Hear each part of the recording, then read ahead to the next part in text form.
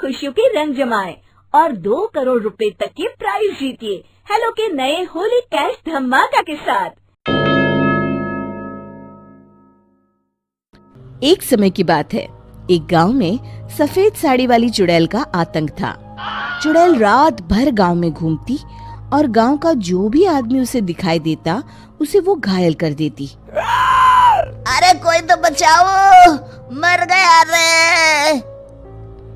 एक रात हरिया अपने खेत से अपने घर लौट रहा था कि तभी अचानक उसके सामने चुड़ैल आ जाती है। अरे बाप रे, ये चुड़ैल कहाँ से आ गई? आज तो मैं गया काम से।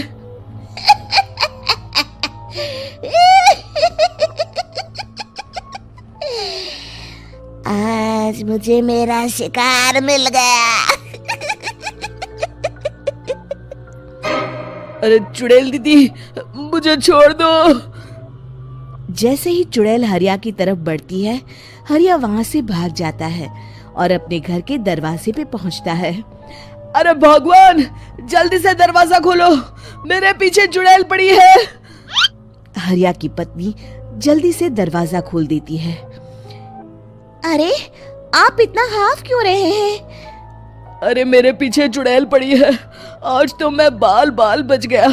जल्दी से सभी दरवाजे और सभी खिड़कियों को बंद करके बत्ती बुझा दो। तभी चुड़ैल हरिया के घर के पास पहुंच जाती है। अरे वो आदमी कहाँ गायब हो गया? मैं भी देखती हूँ आखिर कब तक बचेगा। मैं अपने शिकार को इतनी आसानी से नहीं छोड़ती। इतना कहकर चुड़ैल वहाँ से चली जाती है।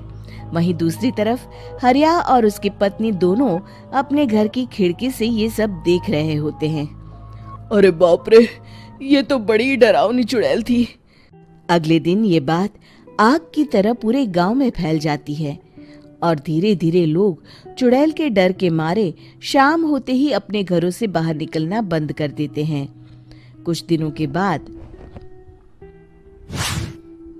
भाई, मैंने तो इस चुड़ैल के डर के मारे रात को अपने खेतों को पानी देना बंद कर दिया है। कहीं मेरी फसल सूख गई तो मैं तो कहीं का नहीं रहूंगा। साहूकार का कर्जा कैसे चुकाऊंगा? अरे भाई, पूरे गांव वालों का यही हाल है। पता नहीं ये चुड़ैल हमारे गांव में कहाँ से आ गई। फिर एक दिन गांव के पास वाली नदी के किनारे एक बहुत बड़े तांत्रिक के आने की बात कुछ गांव वालों को पता चलती है। वो लोग जाके ये बात गांव के मुखिया को बताते हैं। मुखिया जी, नदी के किनारे एक बहुत ही पहुंचे हुए तांत्रिक बाबा आए हैं। हमें उनसे मदद मांगनी चाहिए।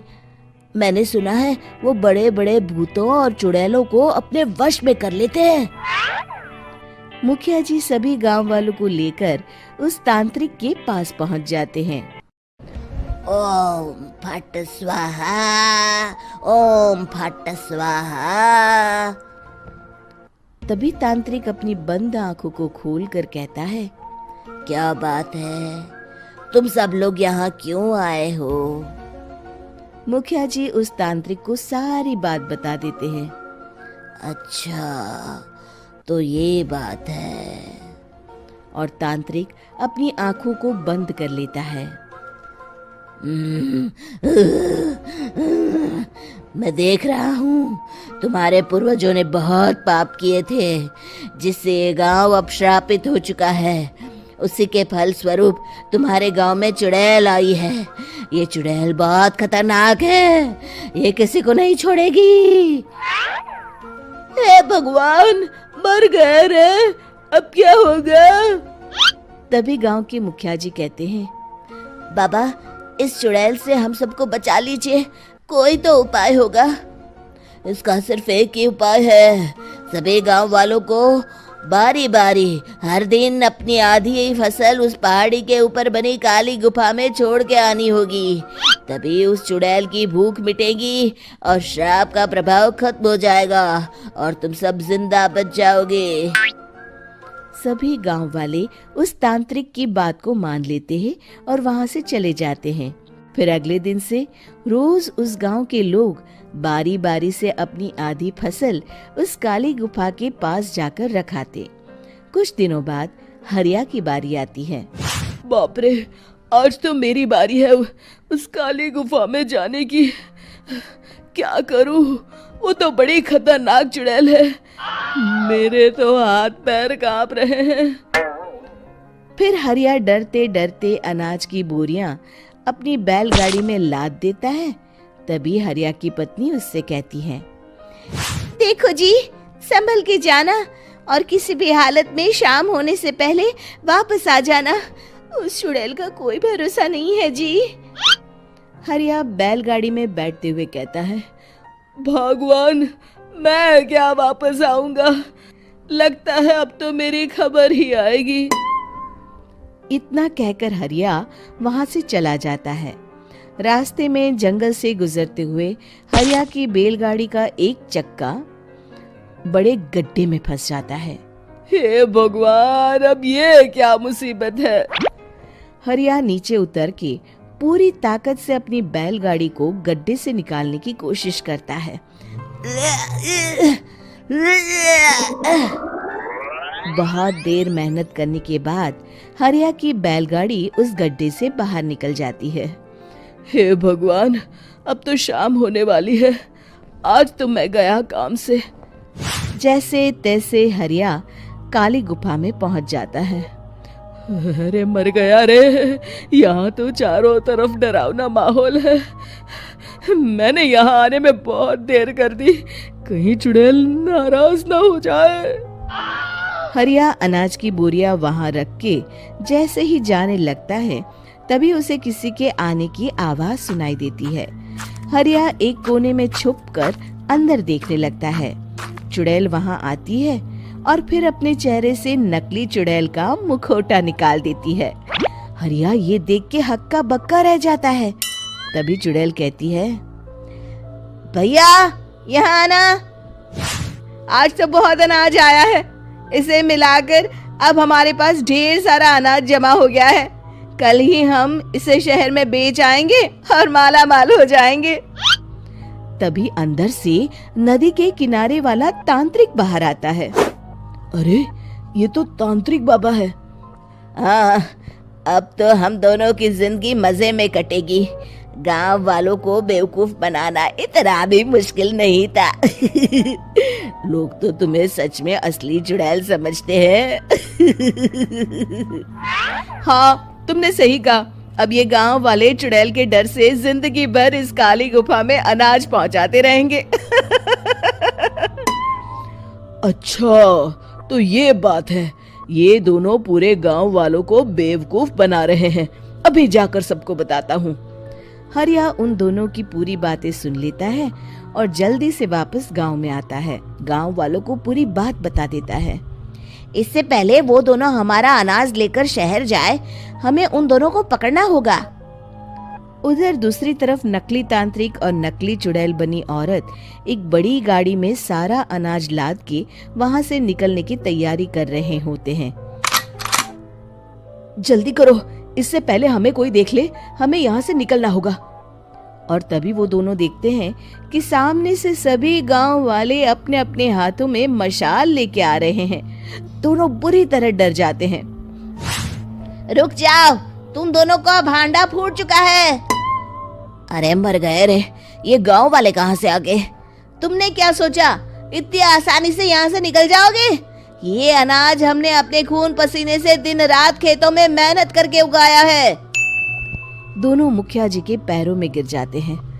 हमें माफ कर दीजिए, हम दोनों एक नंबर के कामचोर हैं। बिना मेहनत किए पैसे कमाना चाहते थे। हाँ, अब हम आगे से मेहनत मजदूरी करके पैसे कमाएंगे। हमें कुछ मत करना, हमें छोड़ दीजिए। इतना कह के दोनों गांव छोड़ के भाग जाते हैं और सभी गांव वाले फिर से खुशी खुशी रहने लगते हैं। शिक्षा, तभी तो कहते हैं कि किसी भी समस्या का समाधान केवल सूझबूझ से ही करना चाहिए और कभी हिम्मत नहीं हारनी चाहिए। दोस्तों, हमें उम्मीद है कि आपको हमारी ये कहानी पसंद आई होगी। कृपया हमारे चैनल को सब्सक्राइब करें और सभी अपडेट्स के लिए बेल आइकन जरूर दबाएं। और हाँ, वीडियो लाइक और शेयर करना मत भूलिएगा। Bye bye. सांवली बहू। शिल्पा है तो सांवली लेकिन बहुत ही टैलेंटेड। लेकिन कहते हैं ना, शादी के लिए तो लंबी और गोरी होनी चाहिए। शिल्पा, ये रिश्ता भी हाथ से गया। अरे कितनी बार कहा वो गोरी होने वाली क्रीम लगाया कर, लेकिन नहीं, किताब से सर खपाने से फुर्सत मिले तब ना। तू ही क्यों नहीं इसके लिए उपटन तैयार कर देती? शर्मा जी की बेटी का कम रेट में कितना अच्छा रिश्ता हुआ है। इसकी तो उम्र के साथ ही लड़के वालों की डिमांड भी बढ़ी जा रही है। शिल्पा को ये बातें अब बुरी नहीं लगती थी। लगे भी क्यों, बचपन से सुन जो रही थी वो ये सब कुछ। उसके लिए ये तो मात्र एक कान से सुनना और दूसरे कान से निकाल देने वाली बात थी। फिर एक रोज, पापा मेरी नौकरी लग गई है। वाह, अच्छा, कहाँ बेटा? न्यूज़ चैनल में पापा, खबरों को लिखना होगा। हाँ, वैसे भी तेरे जैसी सांवली शक्ल की लड़की को कौन पर्दे पर आने देगा, क्यों? चल, 4 पैसे कमाने लायक हुई है तो लड़के वालों को बोल देंगे कि कमाती भी है, फिर शायद कोई कर ले शादी। हाँ, सही कह रहे हैं। वैसे बेटा, कल शाम को एक लड़का और आने वाला है, उसे भी देख लेना। शिल्पा को इस बार गुस्सा आ जाता है। अच्छे न्यूज़ चैनल में नौकरी लगने की खुशी भी माँ पापा के चेहरे पर नहीं दिखती। अगले रोज ऑफिस से शिल्पा घर आती है तो सामने बैठा होता है हिमांशु। हिमांशु शिल्पा को देखता है तो पहली नज़र में तो वो उसे पसंद नहीं आती, लेकिन फिर भी फॉर्मेलिटी तो करनी थी। ओके, तो क्या शौक है तुम्हारे और खाने में क्या क्या बना लेती हो? मुझे पढ़ने लिखने का शौक है, खाना बनाना नहीं आता, बिल्कुल भी नहीं आता। पर फिर भी क्योंकि ये रिवाज है कि बहू को खाना बनाना होता है तो थोड़ा बहुत बना लूँगी, लेकिन उतना ही वक्त किचन को दे पाऊँगी जितने में मेरा काम, मेरी नौकरी सफ़र ना हो।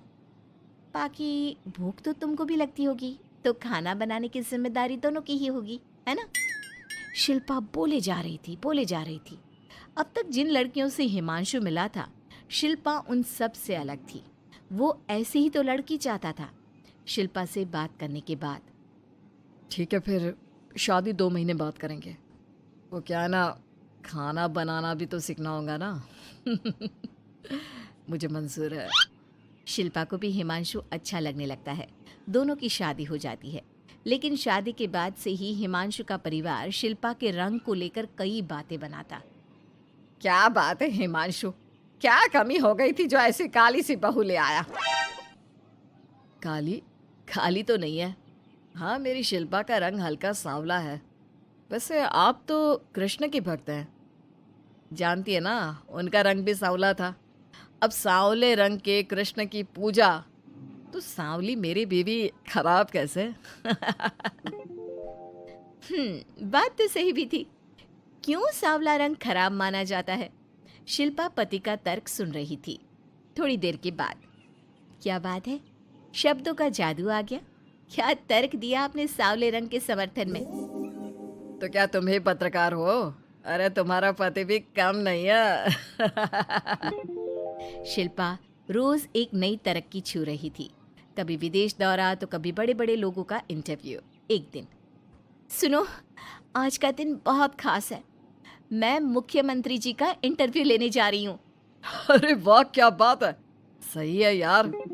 तभी ससुर आ जाते हैं। बहू, थोड़ा मेकअप भी कर लेना, वरना काली काली फोटो सब जगह आएगी। अरे हम तो शर्म के मारे किसी को दिखाते भी नहीं कि ये हमारी बहू है। न जाने क्या कमी थी।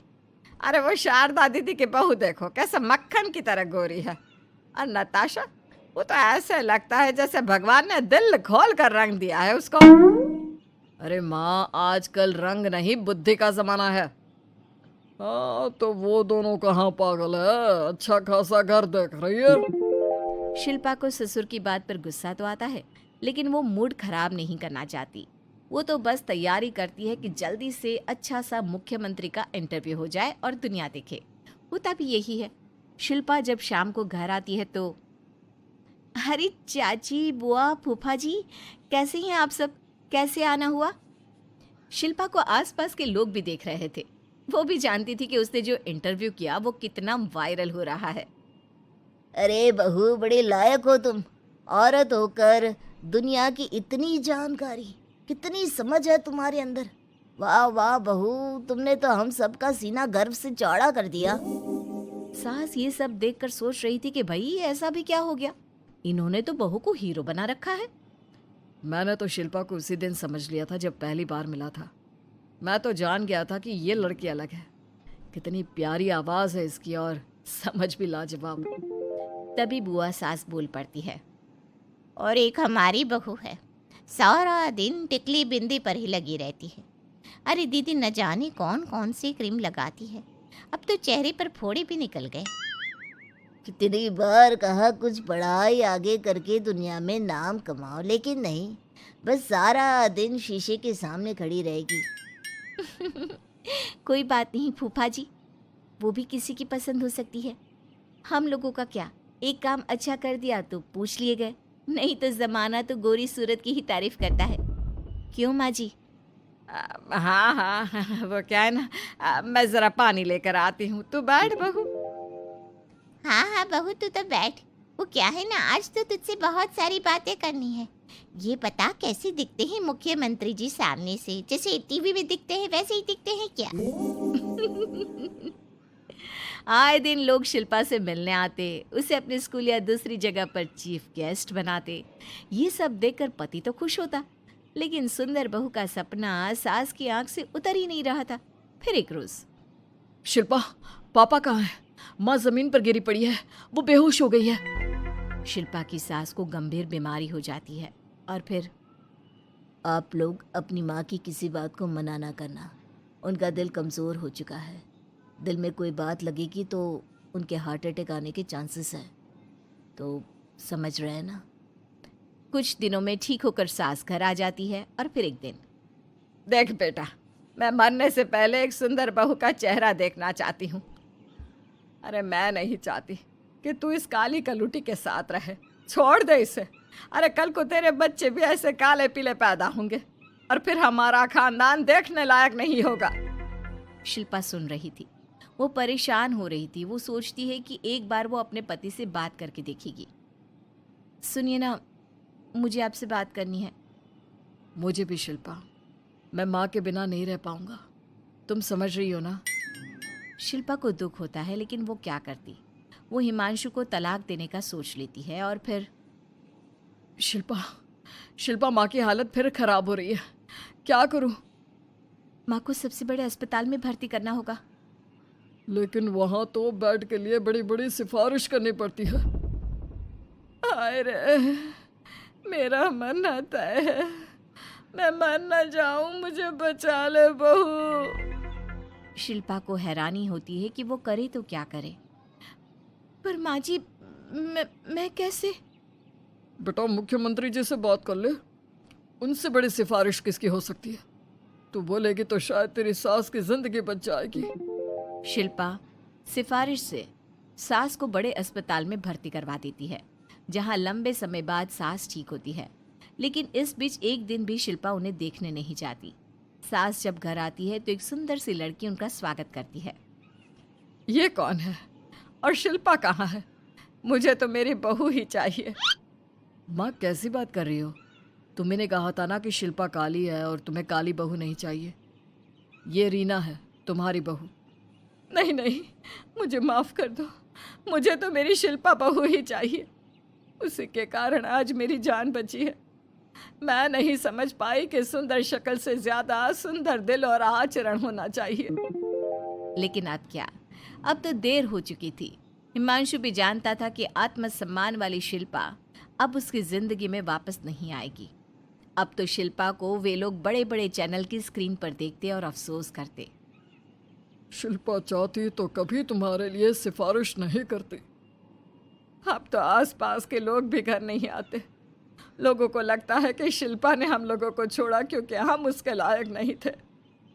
सही बोल रही है माँ, हम ही तो उसके लायक नहीं थे। शिल्पा जैसी समझदार, पढ़ी लिखी, दुनिया की समझ रखने वाली लड़की को मैंने छोड़ा, सिर्फ आपके कहने पर। अब ये गोरी लड़की आपकी बहू हो सकती है लेकिन मेरी बीवी कभी नहीं। हिमांशु वहां से चला जाता है।